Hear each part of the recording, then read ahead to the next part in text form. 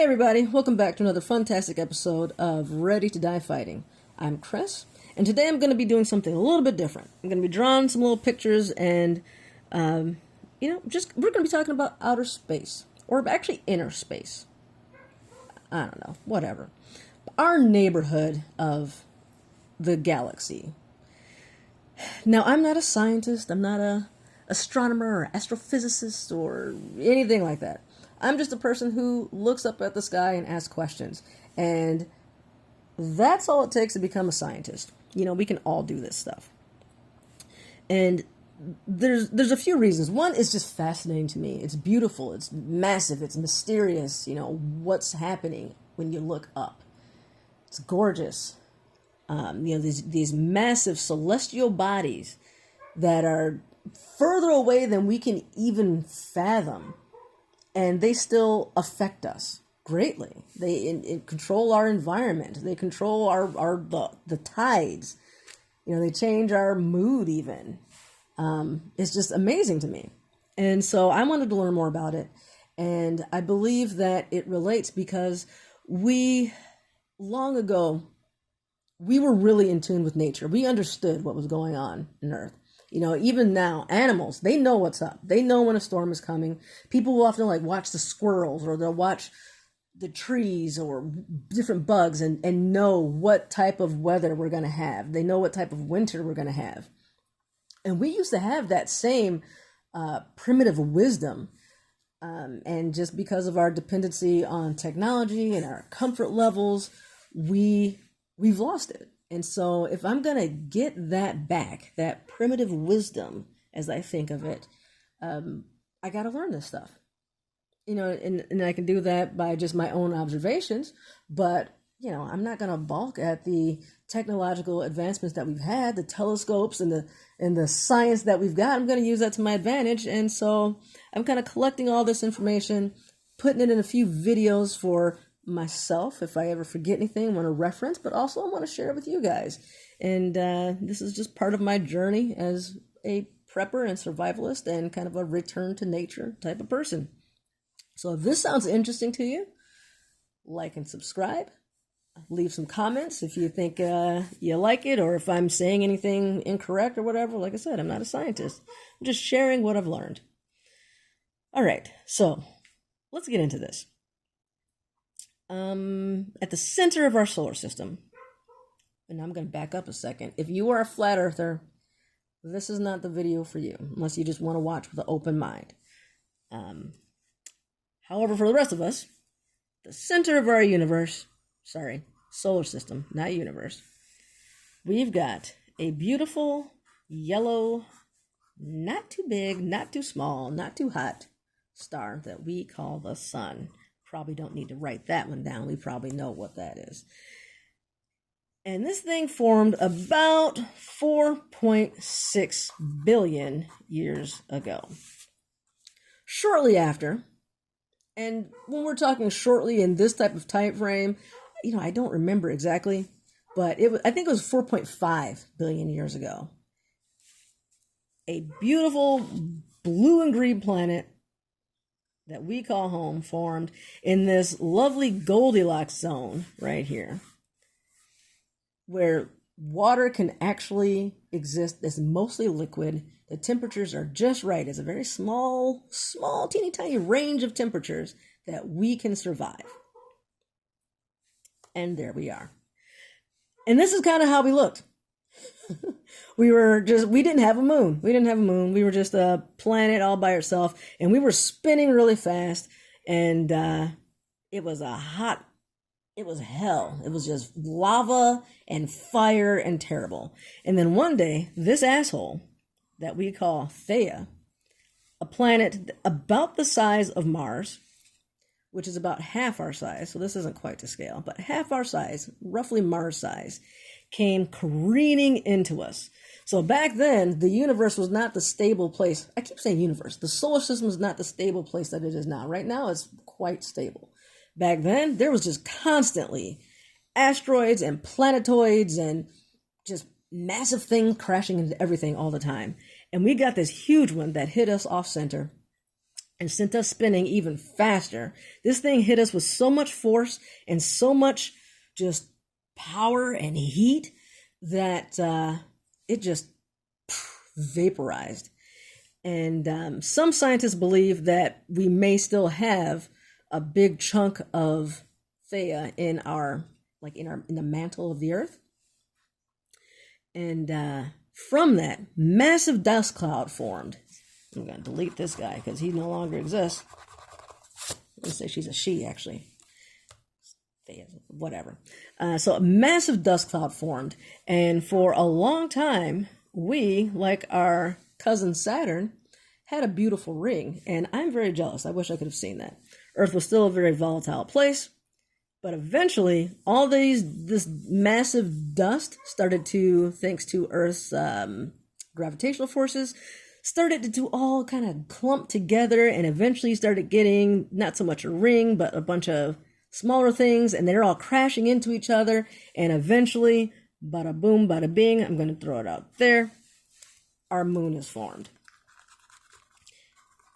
Now, what's cool about this is even though I drew the moon out here, and initially was making that ring, I kind of did that intentionally because as time goes, the moon was like every year, every cycle, it's getting further and further away from us. It is very slowly at a rate of about 1.5 inches per year, or if you prefer centimeters, I think it's 3.8 is it centimeters? Yeah, per year. That's about the same speed that our fingernails grow. So not very fast. So we're looking at several 100,000, maybe even millions of years, but eventually we're not going to have a moon anymore. She is leaving us, and that's a little bit sad, but such is life. And this is roughly what it looks like, just in our little neck of the woods. Now I'm going to put them a little off orbit on the other side here, but there's also Mercury and Venus. We're not worried about them right now. They're all orbiting. What I want to talk about is the grandeur here. So, I mean, this is not even kind of sort of close to scale. It's hard to even visualize the scale. You can't draw it on a piece of paper. You just can't. According to NASA's website, they said that if you were to expand the solar system to the size of roughly, and I think by solar system, they meant from the sun to Pluto, essentially. Because that's where I think, before I started researching this stuff, that's what I thought the solar system. I thought it ended at Pluto. Like, that was it. That's not true. There's a lot more after that, but I'll get into that later.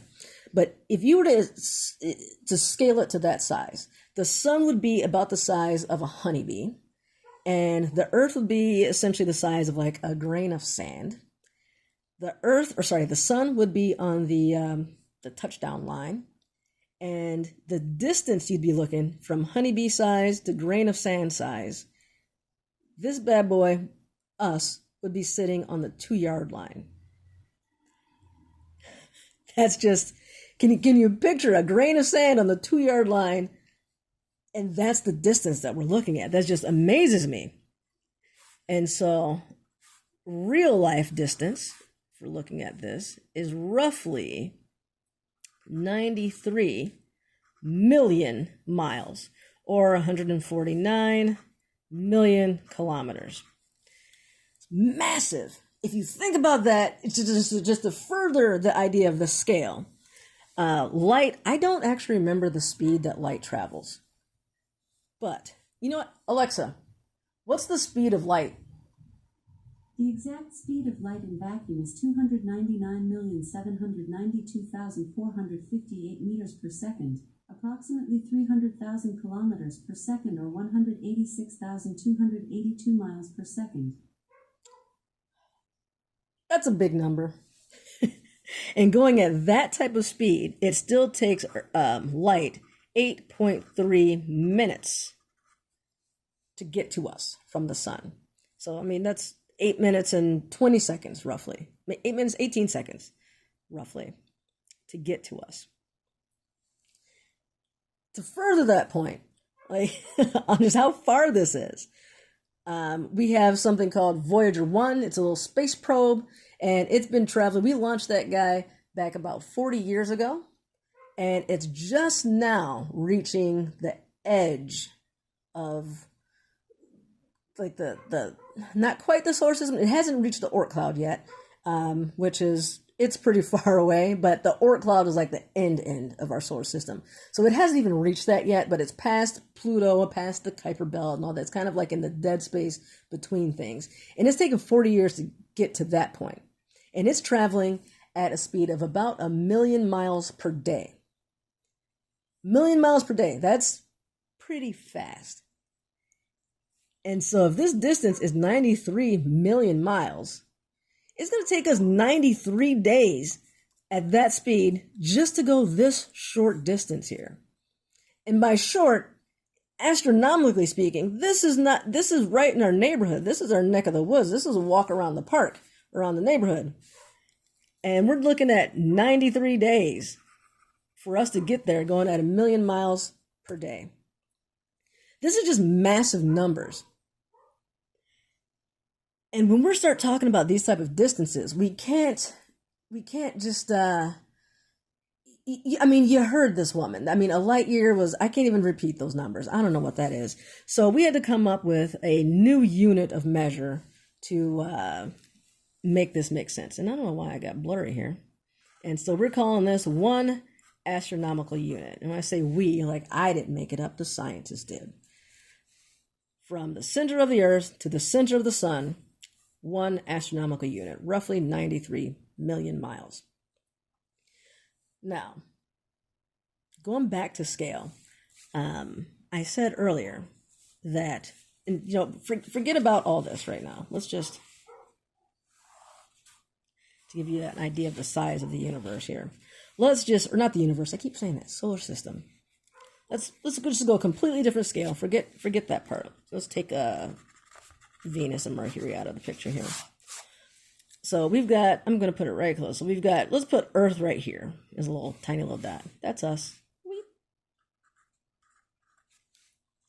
And then we've got Mars and whatnot. And then you've got something called the asteroid belt. And that's where most of, ton of asteroids there. There's even like a couple little potential dwarf planets in there. Fun stuff. Get past that, you start getting to like the gas giant type planets, and I'm gonna make it not that far. Let's say that's Pluto, where the kind of like the end of where our planets that we think of. Pluto's no longer a planet. I can talk about that later if you want. Then you get something called the Kuiper Belt, and that's basically another asteroid belt, essentially. Maybe asteroid's too strong of a word. A lot of it is small stuff, but there's dwarf planets and asteroids and whatnot there too. Past that, you get into the scattered disk. And then way past that, you get to something called the Oort cloud. So Voyager 1 is somewhere like right here. The distance here, remember we were going 1,000,000 miles per day? We're talking about 300 years for us to get from the end of the scattered disk, or wherever it is exactly. I'm not sure where it is at this point exactly, to the beginning of the Oort cloud. And the Oort cloud is quite thick. 300 years, going 1,000,000 miles per day. I don't know what that distance is. Actually, yes, I do. I take that back. They anticipate that to be about 1 to 2,000 astronomical units. So we don't know for sure, but roughly that. The Oort cloud, they project, anticipate, think, suspect, whatever, is about 100,000 astronomical units. Once you clear the Oort cloud, then we are out of our solar system and we can start thinking about getting to our next closest star, which is, I think, 4.7 light years away. Was it is it Alpha Centauri, Proxima Centauri? One of those, something like that. But about 5 light years, roughly. This is huge. Let's see, as far as light, let's see, where is he? This guy. Is that Voyager? Nope, there's Voyager 1. So where he is right now, that's taken us 40 years. As far as light years goes, that's not even a year yet. It's actually not even a day. This is about 0.75 light days. So we're talking 4.7 light years to get to our next star. And we've only gone 0.75 light days. And we've got 300 years worth of travel just to get to the Oort cloud. As far as astronomical units go, we're looking at about, let's see, I got some notes here because I couldn't remember all this. The Kuiper Belt is about 30 to 50 astronomical units, like 30 to 55, somewhere around there. That's from the sun. This guy in astronomical units, we're looking at, what was it? Oh yeah, that was the 2000 going here. So yeah, massive, massive, massive distances. But let's get back to Earth and the Moon. I forgot to mention this distance here. The Moon, by comparison, when you're looking at all those type of distances, it's just a measly little 30K. That's it. 30,000 miles, right? That's like walking distance. That's nothing. Just throw a rock and hit the moon. That's how close we are. I think that's it for this one. I just really wanted to get the idea of the grandeur here. And what really made me start thinking about this was just thinking, here we are. Here's little old me sitting on this tiny little planet. Oh, that's the other part that I forgot. Size. The size is here. Let's go back before I finish this thought. Let's go back to size. So the sun, we're looking at a radius. So a radius being from the center to the edge, basically half the width. The radius of the sun is 432,690 miles. I said that wrong. 432,690 miles. So if we double that up to make the diameter, like the full width here, like that, we're looking at, and I'm gonna round it. I'm gonna just round up or round down, something like that. Let's make it 8. Let's go 860. Just to make that. That's the diameter of it. By comparison, the Earth, our baby, teeny tiny little Earth, is only 8,000 miles.